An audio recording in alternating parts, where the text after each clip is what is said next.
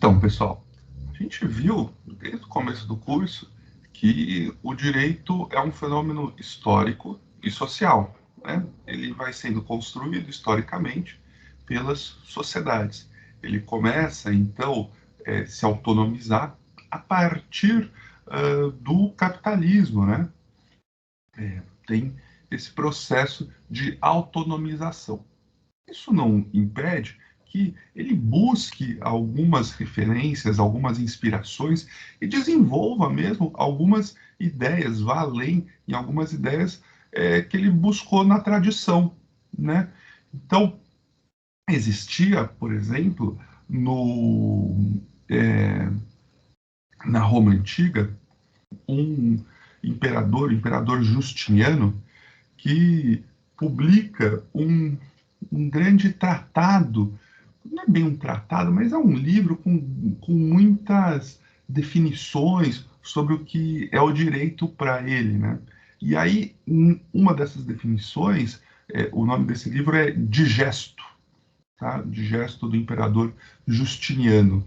É, ele faz essa diferença entre o que é direito público e o que é direito privado, né? Direito público, então, vem a palavra público, vem de públicos, né, que vem de uma outra palavra latina que é populo, né, povo, né? Então, direito público seria o direito do povo, o direito aplicado para todas as pessoas. Privado, né, vem de privatus, que é aquela conversa reservada, né, aquela conversa privada. Então, a relação entre dois indivíduos. É bem verdade que o que o imperador Justiniano chamava de direito público tinha muito mais a perspectiva religiosa de coisas que, para agradar os deuses, né, precisavam ser realizadas pelo povo para que a sociedade romana prosperasse, tá bom? Então, essa divisão foi retomada, de alguma forma, a partir da consolidação política do capitalismo, que se dá desde a Revolução Gloriosa na Inglaterra, independência dos Estados Unidos e, sobretudo, com a Revolução Francesa de 1789. O que isso significa? Significa que retomaram, então, essa divisão entre direito privado e direito público, dando novos aspectos, nova cara para essa divisão. Se vocês virem aqui em cima, vocês vão ver que tem um lixo que eu coloquei porque hoje eu tô com um cachorrinho aqui, o Boris, o cachorrinho da minha sogra, que ficou comigo. Eu tenho que cuidar dele hoje. Quer dar oi pro pessoal, Boris? Vem cá. Olha lá. Você vai ficar quietinho, né? Por favor, fica quietinho. Beleza. Então, a gente estava falando sobre direito público e direito privado. A gente vai falar um pouco sobre direito administrativo e direito do trabalho, né? Nessa e nas próximas aulas. E esses são dois aspectos, né, do direito público e talvez do direito privado. O fato é que essa divisão serviu para muita coisa, serviu para o desenvolvimento do direito, mas hoje ela não faz tanto sentido assim, porque a ideia de um direito público e um direito privado é uma ideia de que o direito público, o Estado poderia fazer apenas e tão somente o que a lei prescreve, e no direito privado seria uma relação de maior liberdade entre as partes, né, que pudesse fazer tudo. Mas isso, com o tempo, foi se modificando, tá? E não cabe muito bem. De qualquer forma, A gente precisa entender algumas características daquilo que é reconhecido como direito público e outras características daquilo que é reconhecido como direito privado. Então, para dar uma pequena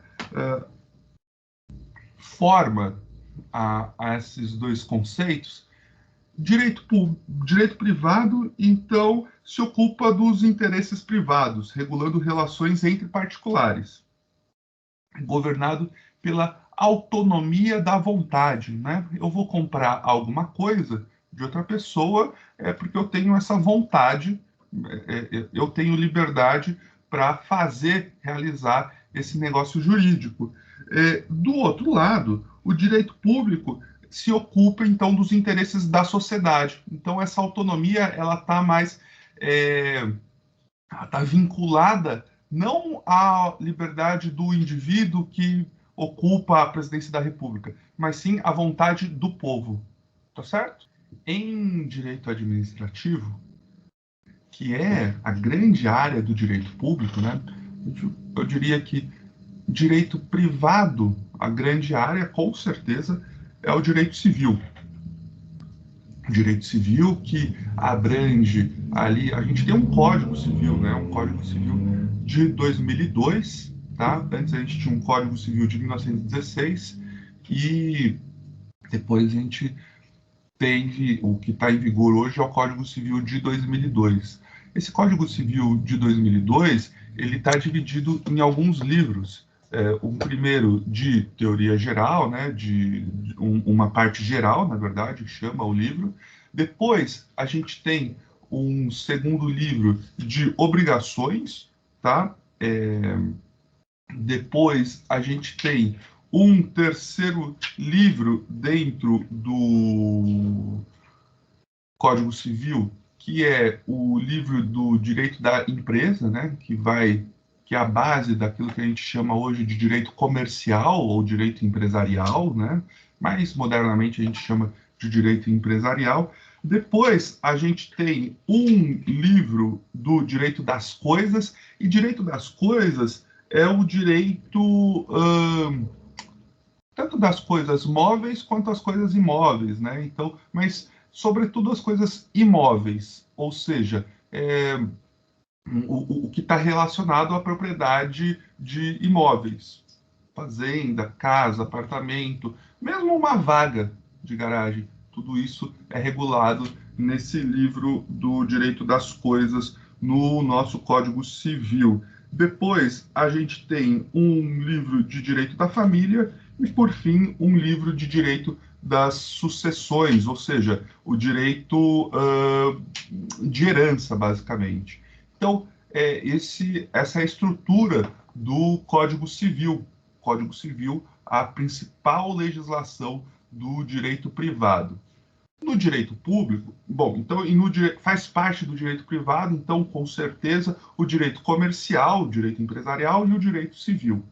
No direito público, a gente tem aquilo que é de fundamento, né, que é importante para todas as pessoas, né? Então, o direito penal vai fazer parte do direito público, mas o principal direito, ramo do direito público é o direito administrativo, tá? E o direito constitucional, óbvio, mas digamos que de alguma forma o direito constitucional está até acima do direito público, porque ele vai incidir também nas relações privadas. Como eu disse, essa divisão entre direito público e direito privado tem caído cada vez mais, tem sido cada vez menos útil para explicar o fenômeno jurídico. Mas, de qualquer forma, só para a gente começar com uma definição, a gente tem aqui um melhor livro de direito administrativo, né? Se vocês têm interesse nessa área, inclusive para o direito administrativo é uma disciplina que cai muito em concurso, tá? Para concurso, talvez esse não seja o melhor livro, porque os concursos eles querem letra de lei, querem pegadinha, né? Querem as questões. Aí é melhor um livro mais voltado para concurso. Mas se vocês querem entender a teoria do direito administrativo mesmo, de onde ele vem, o melhor autor brasileiro, com certeza, de longe, disparado, é um cara chamado Celso Antônio Bandeira de Mello. Celso Antônio Bandeira de Mello é um advogado, professor da PUC de São Paulo, tá? Nossa, já está velhinho, já deve ter uns 80 anos, acho. Senão está beirando por aí. E é assim, um monstro do direito brasileiro, um cara fenomenal, de uma cultura imensa. E ele tem um livro aqui, ele tem vários livros, mas acho que o mais famoso dele é o de curso de direito administrativo dele. O meu já está velhinho, mas é um livro muito bom. Eu vou... Ele começa o livro, eu estava relendo ele para preparar umas aulas, e ele começa o livro fazendo essa distinção entre direito público e direito privado. E eu vou ler para vocês e colocar na tela na edição. O direito é um conjunto de normas, princípios e regras dotadas de coercibilidade, que disciplinam a vida social. Coercibilidade é aquilo que é passível de coerção, ou seja, de fazer obrigar, né? Então, se eu falo que se o direito cria uma norma obrigando as pessoas a usarem máscara, ele tem a capacidade de obrigar as pessoas a usarem máscara, sob pena de sofrerem uma sanção, ser presas, pagar uma multa, né? O direito é um conjunto de normas são princípios e regras.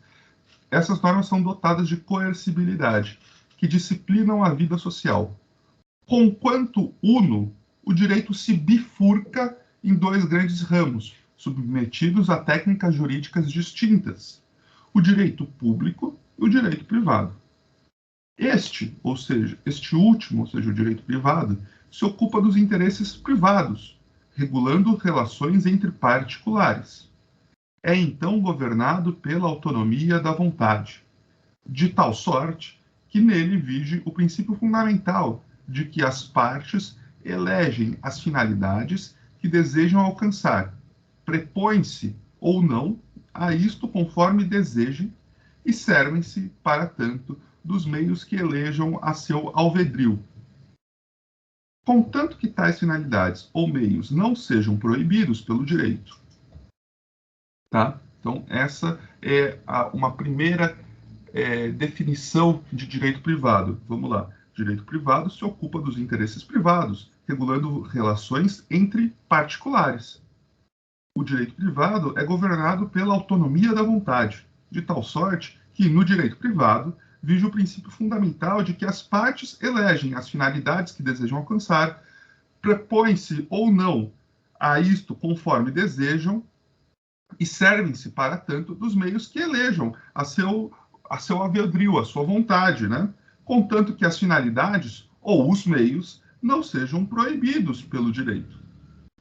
Inversamente, o direito público se ocupa de interesses da sociedade. Se o direito privado se ocupava de interesses dos indivíduos, o direito público se ocupa dos interesses da sociedade como um todo. São os interesses públicos, cujo atendimento não é um problema pessoal de quem os esteja a curar, mas um dever jurídico inexcusável. Assim, não há espaço para a autonomia da vontade, que é substituída pela ideia de função, de dever de atendimento do interesse público. Tá? É o Estado, ele vai continuar, quem, por definição, juridicamente encarna os interesses públicos. O direito administrativo é o ramo do direito público. Ocupa-se, então, de uma das funções do Estado, a função administrativa. Tá certo? Vocês lembram que, lá atrás, a gente falou da importância da Revolução Francesa como um marco para construção, consolidação de um fenômeno jurídico desvinculado da religião, mais autônomo, não é mesmo? E o professor Celso Antônio Bandeira de Mello coloca o nascimento do direito administrativo exatamente na Revolução Francesa. Vocês lembram também, quando a gente falou lá de direitos humanos, a gente falou da importância do lema, né? Liberdade, igualdade, fraternidade. A gente falou também dos pensadores iluministas, né? Que estavam pensando como, de alguma forma, o Estado não está baseado, o fundamento do exercício do poder no Estado não está baseado em Deus, mas sim no povo, né? Porque antes a gente tinha os monarcas que falavam que eles eram os poderosos porque Deus mandou, né? Sendo que todos nós somos filhos de Deus, não tem, Deus não tem os seus preferidos. E que mais? Bora está agitado aqui. O nosso Celso Antônio Bandeira de Mello vai trazer dois filósofos iluministas dessa época para contar um pouco sobre, para falar a importância dessa Revolução Francesa e também como que isso ainda está no ordenamento jurídico brasileiro, no fundamento do direito. Esses dois filósofos são Jean-Jacques Rousseau e Montesquieu, o Barão de Montesquieu, né? Então, ele vai falar sobre o Rousseau. Bom, as bases ideológicas do direito administrativo são as que resultam das fontes inspiradas do Estado de Direito, e neste se estampa a confluência de duas vertentes de pensamento, a de Rousseau e a de Montesquieu. A de Rousseau, firmando o princípio da igualdade de todos os homens e, como decorrência disso, a soberania popular. Ninguém ignora que Rousseau assentava toda a sua visão do Estado no princípio de que todos os homens são iguais e nascem livres. E assim, em tese, teria direito de comandar ninguém. Desculpa. Assim, em tese, ninguém teria direito de comandar ninguém. Era preciso que cada homem cedesse uma parte da sua liberdade a fim de poder existir um poder comandante para a boa organização da vida social. Com isso, tem-se uma radical transformação no pensamento que anteriormente prevalecia, pois o poder não era, antes, né, o poder não era havido como residente no povo, nos vários membros da coletividade, em mim, em você, mas reputado de origem divina, ou como poder de um mero fato, né?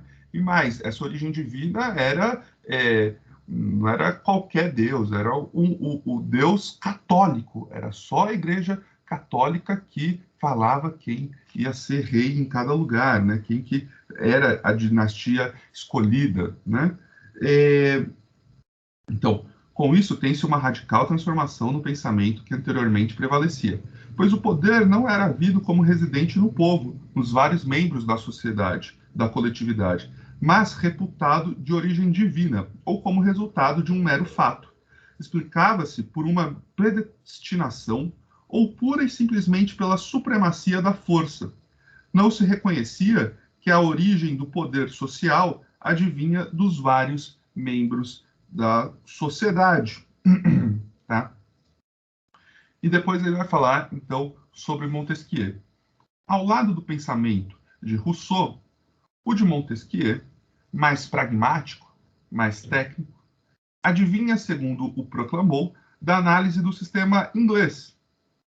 Afirmava Montesquieu, como Dante se anotou, que todo aquele que detém poder tende a abusar dele e que o poder vai até onde encontra limites. Aceitas tais premissas, que o poder, quem está no poder tende a abusar do poder e aí o poder vai até onde ele encontra limite, realmente só haveria, se você aceita essas premissas, só haveria uma resposta para o desafio de tentar controlar o poder. Se o poder vai até onde encontra limites, se o poder é que se impõe, o único que pode deter o poder é o poder. Logo, cumpre fracioná-lo, dividir o poder, para que suas parcelas se contenham reciprocamente. Daí a conclusão de Montesquieu. Cumpre que aquele que faz as leis, que escreve as leis, não as execute, não ponha as leis em prática. Aquele nem julgue as leis, né? Cumpre que aquele que julga com base na lei não faça as leis, nem as execute, né? Ele julga. E cumpre que aquele que executa nem faça as leis, nem julgue as leis. E assim se afirma a ideia da tripartição do exercício do poder. Aí, então, o professor vai concluir dessa arte, o Estado de Direito é exatamente um modelo de organização social que absorve para o mundo das normas, para o mundo jurídico, uma concepção política e a traduz em preceitos concebidos expressamente para a montagem de um esquema de controle do poder. Mais especificamente, ninguém ignora que o Estado de Direito é um gigantesco projeto político, juridicizado, de contenção do poder e de proclamação da igualdade de todos os homens. Se se pensa em um movimento histórico fundamental para as concepções vigentes a respeito de Estado no mundo civilizado, facilmente pensar-se-á na Revolução Francesa, e ela se apoia na ideia de igualdade. Não é difícil perceber que a supremacia da lei, tão cara à Revolução Francesa, tem sua raiz no princípio da igualdade. A supremacia da lei, porque resulta da formulação da vontade geral através dos seus representantes e porque a lei propõe-se a ser geral e abstrata, precisamente para que todos os homens sejam tratados sem casuísmo, embargando-se dessa arte perseguições e favoritismos. De resto, a história política da humanidade é a história da luta dos membros da coletividade contra os detentores do poder, ao se perpassarem as várias conquistas políticas do corpo social e os momentos culminantes, pinaculares do direito público. O que se vai encontrar é exata e precisamente a instauração progressiva de garantias do indivíduo contra aqueles que exercem o poder. Vamos com calma aqui. Primeiro a gente começou falando sobre Rousseau e Montesquieu, dois pensadores que influenciaram na Revolução Francesa. O que a gente tem para falar sobre o Rousseau? A ideia de soberania popular, a ideia de que o poder do Estado, ele tem como fundamento nós, o povo. Quem está lá, os governantes, estão lá porque a gente colocou lá. Quem tem a capacidade de escolher o futuro da nação somos nós. Tá certo? E isso está presente até hoje. Tá? Essa ideia lá da Revolução Francesa é basilar para o nosso direito contemporâneo e especificamente para o direito brasileiro. Não por um acaso, o artigo 1º da Constituição, no seu parágrafo único, diz que todo o poder emana do povo, que o exerce por meio dos seus representantes eleitos ou diretamente. Lembra aquela história que a gente viu que o povo pode exercer o poder diretamente por meio, por exemplo, de leis de iniciativa popular. A gente pode propor leis, tem um regramento para a gente propor leis, mas a gente pode propor leis. Plebiscito, né? Teve o plebiscito do desarmamento, que a gente foi às urnas votar e o Brasil votou pelo desarmamento da população, né? Então, existe essa possibilidade de exercer o poder diretamente ou por meio dos nossos representantes, tá? E, do outro lado, tem o artigo 2º, né, da Constituição, que diz: são poderes da União independentes e harmônicos entre si, o legislativo, quem faz as leis, o executivo, quem executa as leis, e o judiciário, quem julga com base nas leis. Encampa-se assim a proposta de Montesquieu, né? Então, a gente começou vendo como esses dois pensadores, essas duas ideias da igualdade, da soberania, em Rousseau, né, que o fundamento do poder está no povo, está na gente, e a separação, a necessidade de fracionamento do poder para que um controle o outro, estavam lá na Revolução Francesa e permanecem até hoje na nossa concepção de como a gente vai se organizar enquanto Estado, enquanto sociedade. Beleza? Daí, então, ele segue falando que, de fato, isso, então, é o Estado de Direito, né? Um poder organizado e limitado pelo direito, e um direito que é feito por nós mesmos, né? Pelo povo, ainda que não diretamente pelos nossos representantes. Quem faz as leis no Brasil são as pessoas que a gente coloca para fazer as leis no Brasil. A importância, então, da supremacia da lei, né? Como é importante a lei, porque a lei é o resultado, a expressão da vontade que nós, brasileiros, expressamos, né? Então, vamos ler de novo esse parágrafo para ver se fica mais fácil de entender agora. Ninguém ignora que o Estado de Direito é um gigantesco projeto político, juridicizado, de contenção do poder e de proclamação da igualdade de todos os homens. Contenção do poder, né? Então, fracionamento do poder em executivo, legislativo, judiciário. E proclamação da igualdade de todos os homens, né? Todos nós somos iguais, o voto de cada um é igual ao de outro. Se se pensa em um movimento histórico fundamental para as concepções vigentes a respeito de Estado no mundo civilizado, né, facilmente pensar-se-á na Revolução Francesa. Ela se apoia na ideia de igualdade. Não é difícil perceber a supremacia da lei tão cara, que a supremacia da lei, né, tão cara à Revolução Francesa, tem sua raiz no princípio da igualdade. E por que dessa supremacia da lei? A supremacia da lei porque resulta da formulação da vontade geral através dos seus representantes. E por quê? A lei ela não vale só para mim. A lei tem que valer para todo mundo, né? Inclusive, tem gente que se utiliza desse discurso da lei para todos para se aproveitar.